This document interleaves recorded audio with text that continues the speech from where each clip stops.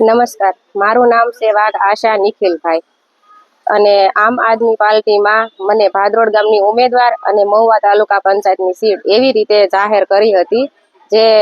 અરવિંદભાઈ વાઘ ભાદરોડ ગામના છે તેમને અને રાજેન્દ્રભાઈ બારૈયા આમ આદમી પાર્ટીના પ્રમુખ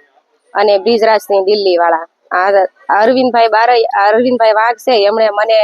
કીધેલું કે તમે આમ આદમી પાર્ટીના ઉમેદવાર તરીકે ઉભા રહ્યો, જે તમે સારા કામો કરશો લોકોના અને અમે તમારી સાથે છીએ, તમને ટિકિટ કન્ફર્મ મળી જવાની છે ને સામેવાળા જે કાંઈ છે એ મારા મિત્ર છે રાજેન્દ્રભાઈ બારૈયા. એવી રીતે રાજેન્દ્રભાઈએ પણ મને ફૂલ બાહેંધરી આપેલી હતી કે બેન તમારી ટિકિટ કન્ફર્મ છે, તમે ઊભા રહી જાઓ પાર્ટીમાં અને તમે સારા ઉમેદવાર છો અને આ બધી જવાબદારી મારી છે ટિકિટ તમને અપાવવાની. અને એવી જ રીતે દિલ્હીથી બ્રિજરાજસિંહ એમણે પણ કીધેલું હતું કે બેન આ ટિકિટ તમને મળી ગઈ કન્ફર્મ, તમે પ્રચાર ચાલુ કરી દો. એવી જ રીતે મેં ભાદરોડ ગામમાં ડોર ટુ ડોર પ્રચાર ચાલુ કરી દીધો હતો,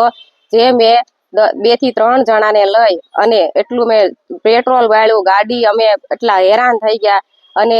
ઘેરે ઘેરે મેં ડોર ટુ ડોર પ્રચાર ચાલુ કરી દીધો. અને જ્યારે જાહેરનામામાં મારું નામ ન આવ્યું ત્યારે મને ખબર પડી કે મારું નામ ટિકિટમાં નથી આવ્યું અને જાહેરનામામાં નામ આવ્યું છે છાપરીથી હંસાબેન અશોકભાઈ કાતરિયા, જેમને મને પૂરેપૂરો શક છે કે એ લોકોએ ₹5 લાખ વાયદો આપી અને ટિકિટ ખરીદી હોય એવું મને લાગી રહ્યું છે.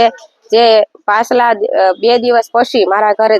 6 તારીખનું હવન હતું, એમાં વ્યક્તિઓ આવેલા હતા, મારા સમાજના સગા સંબંધીઓ બધા વાતો કરવા લાગ્યા કે આ ટિકિટ તમારી ત્યાં કપાણેલી છે બેન, જ્યાં એ લોકોએ પૈસાનો વહીવટ કરી લીધેલો હતો.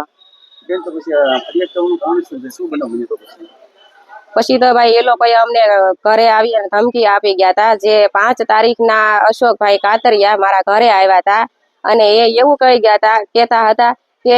અમે તમારા ઘરે સમાધાન કરવા માટે આવીએ છીએ, ફોર્મ પાછું ખેંચવાનું છે, તું મારી બેન છો, એવી રીતે અમે આવી છે. મને ફોન નહોતો કર્યો, અરવિંદભાઈ વાઘને ફોન કરેલો અને એમને લઈને એ આવેલા મને સમાધાન કે ટિકિટ પાછી ખેંચવા માટે નહોતા આવેલા, પણ એ મને બ્લેકમેલ કરી અને ફરિયાદ ન કરું, આગળની કાર્યવાહી ન કરું અને ચૂંટણીમાં હું ઊભી ન રહું એ માટે મને ફોર્સ કરવા માટે આવેલા. અને ત્યારે એણે એમ કીધું કે તારા બાપનું ગામ નથી, ચૂંટણી તો હું લડીશ અને ટિકિટ તો મને મળશે.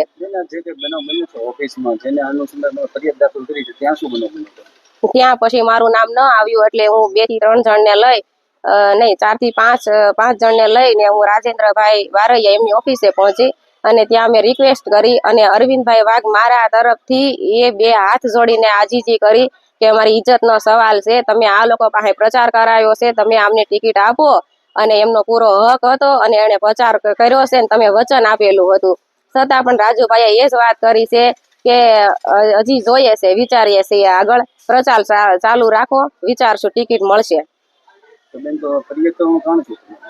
બસ ફરિયાદ કરવાનું મારું એ જ કારણ કે રાજેન્દ્રભાઈએ મને એ રીતે શબ્દો બોલ્યા કે અમે મારવાય બેઠા છીએ અને મરવાય બેઠા છીએ, ટિકિટ મળશે તો કદાચ મળશે અને હવે કાંઈ એટલું બધું નક્કી નથી. છતાં એ મને ફોનમાં હજી સુધી એમ જ કહેતા હતા કે બેન મળી જશે, તમે પ્રચાર ચાલુ રાખો, બેન મળી જશે. હજી ફોર્મ ભરવાની તારીખ આવી ગઈ છતાં હજી મને ટિકિટ કન્ફર્મ મળી નથી. અને પછી વચ્ચે એવું બન્યું કે રાજેન્દ્રભાઈ એવું બોલ્યા કે જે કાંઈ ખર્ચો, પહેલા એવું બોલ્યા કે ખર્ચો પાર્ટી આપશે ને પછી એણે એમ કીધું કે ખર્ચો જે કાંઈ થશે તમારામાં સત્તા હોય તો ઊભા રહેજો. હું મારી ઇજ્જતને ખાતર ખર્ચો કરવા તૈયાર થઈ ગઈ હતી, પણ એ લોકોએ મારી કદર ન કરી અને આ ખર્ચો મેં મારા ઘરે મેં 1,28,000નું પેમેન્ટ તૈયાર રાખ્યું હતું અને મેં મારા પોસ્ટરો છપાવવાનું પણ નક્કી કરી નાખ્યું હતું, ફોટા પણ પડાવી લીધા હતા અને જે કાંઈ ખર્ચો હું કરીશ એવી મેં એને બાહેંધરી આપેલી હતી.